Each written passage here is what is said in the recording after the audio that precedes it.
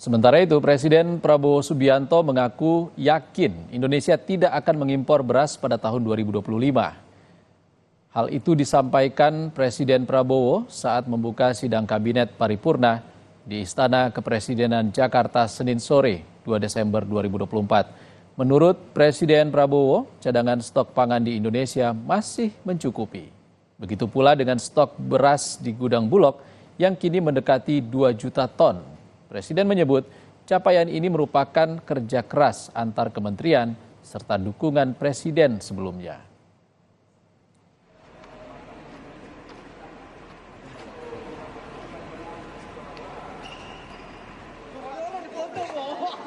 Saya mendapat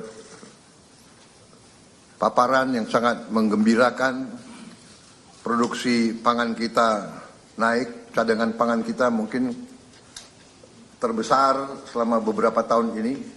Yang ada di gudang kita saya kira mendekati 2 juta ton.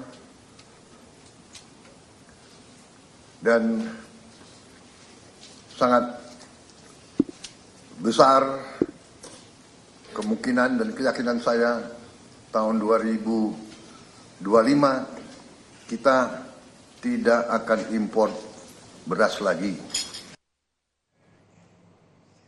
Menteri Perdagangan Budi Santoso menegaskan kebutuhan beras dalam negeri telah tercukupi.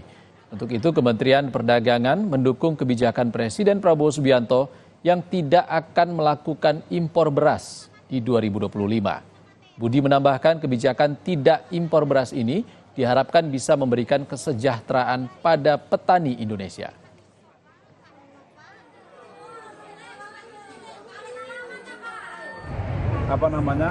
Kalau enggak kan kita impor kan tergantung